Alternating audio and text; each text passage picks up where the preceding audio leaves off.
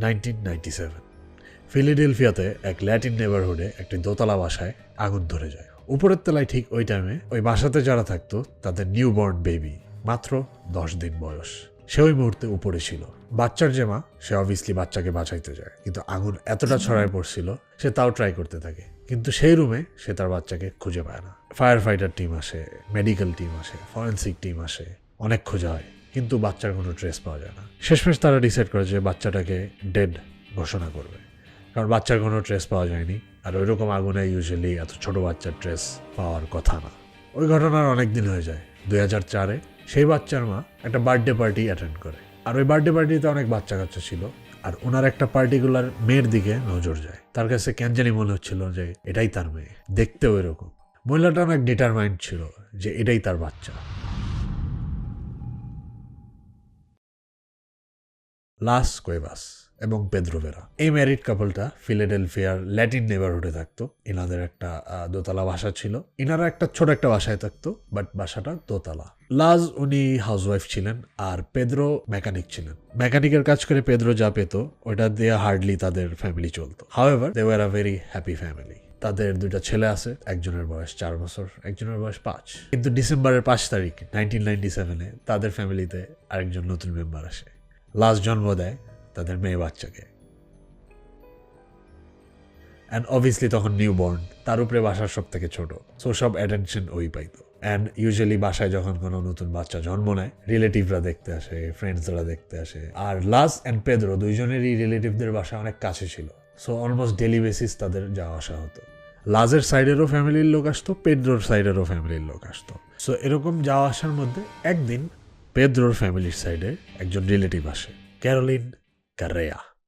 বলে রাখি, পেদ্রোর সাথে ক্যারোলিনের কোনো ক্লোজ সম্পর্কও ছিল না, অনেক ডিস্টেন্ট রিলেটিভ বলতে পারি আমরা। সো ক্যারোলিন যখন বাসায় যায়, পেদ্রো যেহেতু মেকানিক, তো ক্যারোলিন পেদ্রোকে বলে যে আমার গাড়িতে সমস্যা হচ্ছে, সো তুমি একটু চেক করো কী সমস্যা হতে পারে। তো পেদ্রো ওর গাড়ি চেক করতে বাইরে চলে যায়। সো এর মধ্যে ও লাজের সাথে কথাবার্তা বলতে থাকে। এখন লাজও যেহেতু ওকে এভাবে চেনে না, আগে কখনো দেখেও নাই, সো একটু অকওয়ার্ডনেস থাকে দুইজনের মধ্যে। বাট একটা জিনিস দুইজনের মধ্যে কমন ছিল, ক্যারোলিনও রিসেন্টলি মা হয়েছে, সো অ্যাটলিস্ট দুইজনের মধ্যে কিছু একটা কমন ছিল। তাও দুইজনের মধ্যে অকওয়ার্ডনেস ছিল বলে লাজ ডিসাইড করে যে ও দেলিমারকে উপরে রুমে খুব বাড়ায় দিয়ে আসবে, আর ওর যে 2 ছেলে ছিল তারা নিচেই ছিল।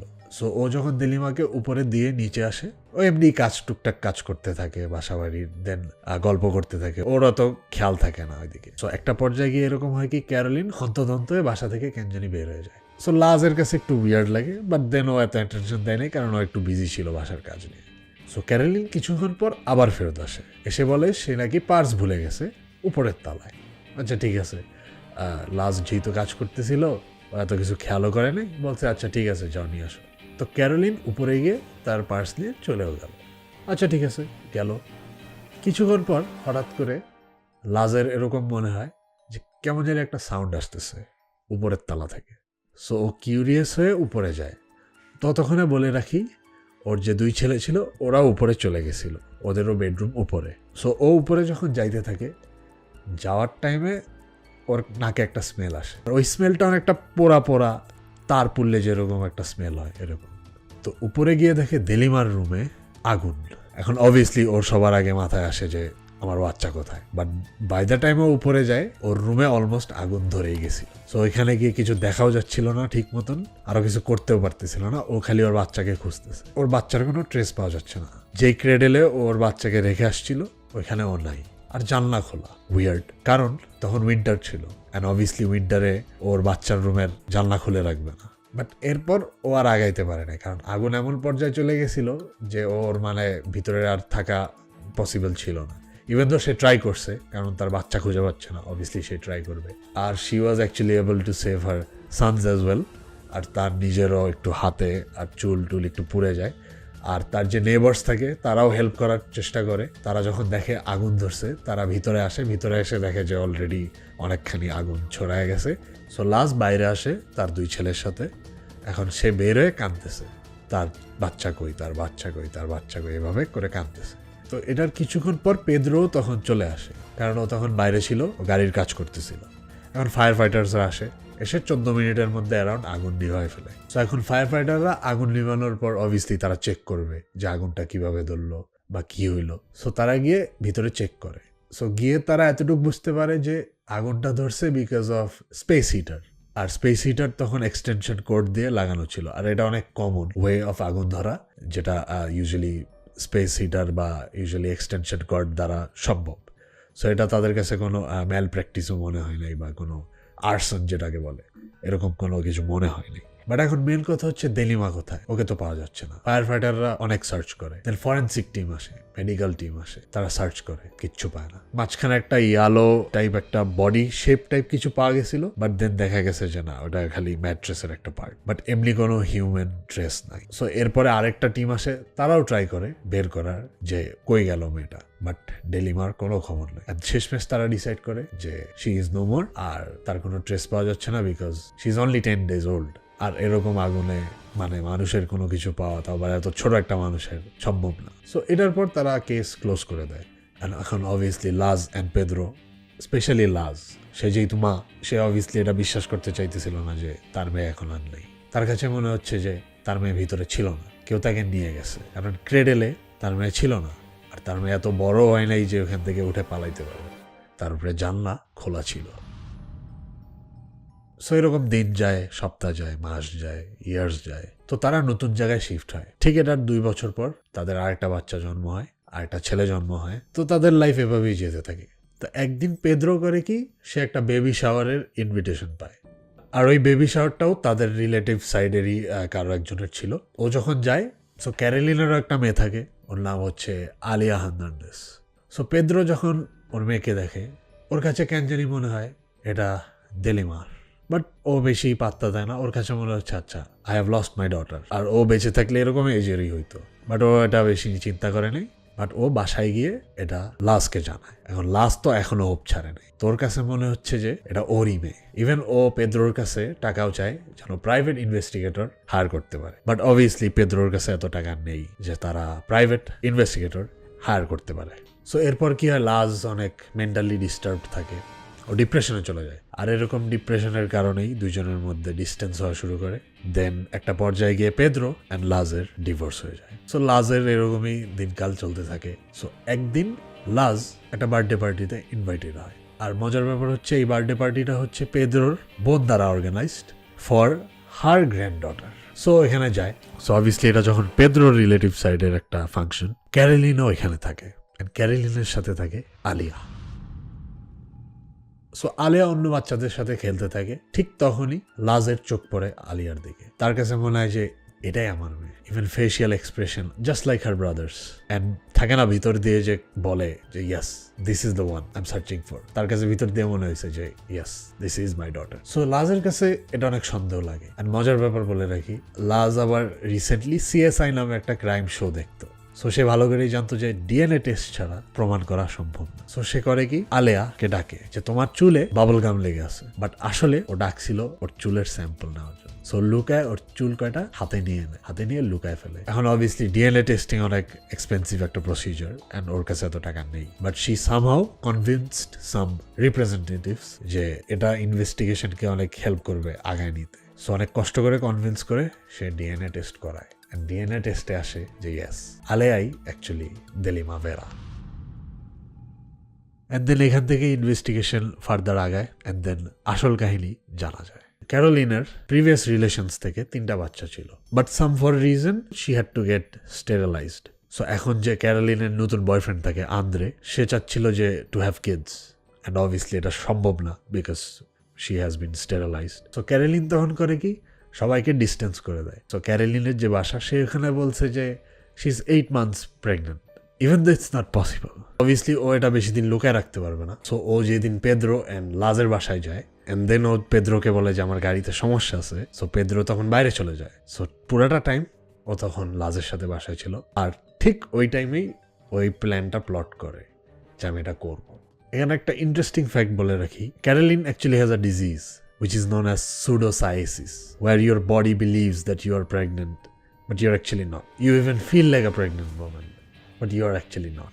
So she decide করে যে ও দেলিমা ভেরাকে কিডন্যাপ করবে, কিডন্যাপিংটা করে কেমনে, উপরে যায় বাচ্চাকে নিয়ে জানলা দিয়ে নেমে বাচ্চাকে এক জায়গায় রেখে এসে ও আবার ফেরত এসে এটা বলে যে ও নাকি পার্স ভুলে গেছে, দেন উপরে যায়, উপরে গিয়ে আগুন ধরায় দিয়ে আস্তে করে বের হয়ে চলে যায়। অ্যান্ড এটার পর ও দেলিমাকে পুরোপুরি ভাবে বলতে গেলে নিজের মেয়ের মতন বড় করে। ইভেন 1998 একটা বার্থ সার্টিফিকেট অ্যাপ্লাইও করে। আর সে যেহেতু বাসা থেকে নিজেকে ডিস্টেন্স করে নিছে, সে বলে যে সে নিজে থেকে নর্মাল ডেলিভারি হয়েছে তার, and say birth certificate file করে। অ্যান্ড দেন ওইখানে ও নিজেই সোল অ্যাটেন্ডেন্ট হিসেবে নাম দেয়। অ্যান্ড মেস্ট আপ ব্যাপার হচ্ছে 1999-এ ও আন্দ্রের কাছে কনফিউজও করে যে this is not your child through a personal DNA test. Even বলার পরও এত বছর যাবৎ ও আরেকজনের মেয়েকে পালতেছিল নিজের মেয়ে হিসাবে, কিডন্যাপ করে এনে। সো যাই হোক, এটার পর ইনভেস্টিগেশন ফার্দার আগায়। পুলিশরা ক্যারোলিনের ব্যাকগ্রাউন্ড চেক করে। ব্যাকগ্রাউন্ড চেক করার পর জানা যায় যে she is a very dangerous individual. 1996-এ ক্যারোলিন টাউন ক্লার্ক হিসেবে কাজ করতো হ্যামিল্টন টাউনশিপে। ওইখানে সে থেফটের জন্য ধরা খায়, সে টাকা চুরি করতো বেসিকলি। সো এটার পর অবভিয়াসলি তার নামে সাসপেনশন দেওয়া হয় অ্যান্ড এটা ইনভেস্টিগেশনে যায়। অ্যান্ড সে ডিসাইড করে যে সে অফিস পুরাই ফেলবে যেন কোনো এভিডেন্স না থাকে, অ্যান্ড সেটা করেও, বাট অবভিয়াসলি সাকসেসফুল হয় নাই, কারো কিছু হয় নাই। আর এটার পর ও 5 বছরের প্রভিশন পায়। সো পুলিশরা বুঝে গেছে যে না, she is a red flag. So এটা ইনভেস্টিগেশনে যাওয়ার পর কোর্ট অর্ডার দেয় যে এটা আরেকটা ডিএনএ টেস্ট করা উচিত যেন ইনশিওর হয় কোনো ফাউল প্লে না হয়। সো যেহেতু তখনও ফাইনাল ভার্ডিক আসে নাই, দেলিমার ভেরা তখনও ক্যারোলিনের আন্ডারে ছিল। সো ক্যারোলিন ট্রাই করে একটা সলিউশন দেলিমার মুখে দিয়ে দেওয়ার, আর বলে যে তুমি সোয়ালো করবে না until the sample is taken, so that পরে গিয়ে এটা প্রমাণিত না হয় যে ও আসলে লাজের মেয়ে।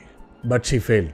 পরে গিয়ে এটা আবার প্রমাণিত হয় যে yes, she is the daughter of Luz Cuevas and Pedro Vera. So এটার পর Caroline was charged with arson, kidnapping, also interrupting or vandalizing with a child's custody from their parents. আর খালি তাই না, ক্যারোলিনের যে লয়াররা ছিল তারা এইভাবেও জিনিসটা প্রেজেন্ট করার চেষ্টা করে যে they did not want her as a daughter, because তাদের ফ্যামিলি ইংলিশ পারতো না। আর পেদ্রো দেলিমার বার্থ সার্টিফিকেটে নিজের নামই দেয় নাই, বিকজ ও ইংলিশ বুঝতো না।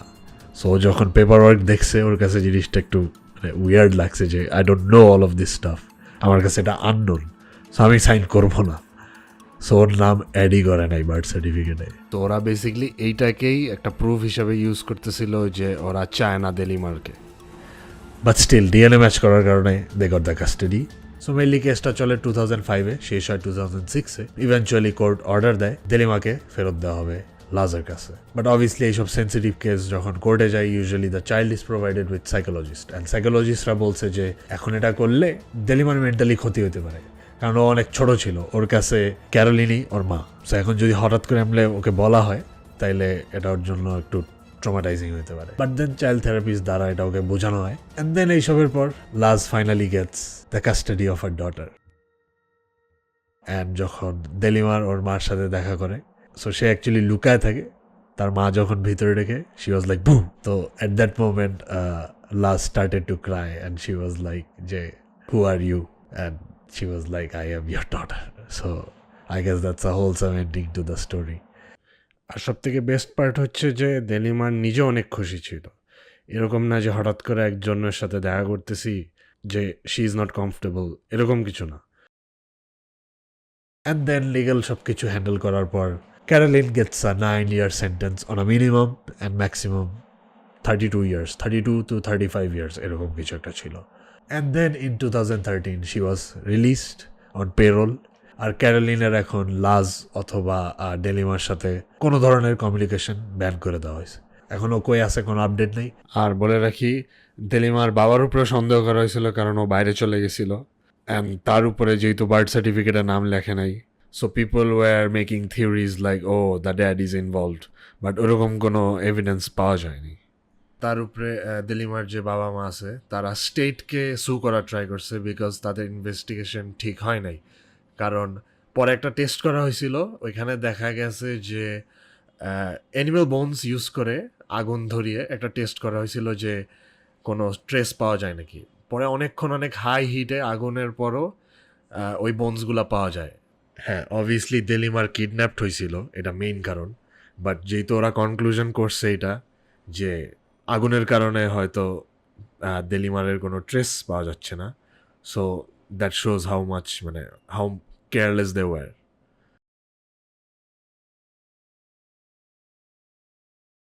But Delima is happy. She is like older now and she is married and has kids of her own.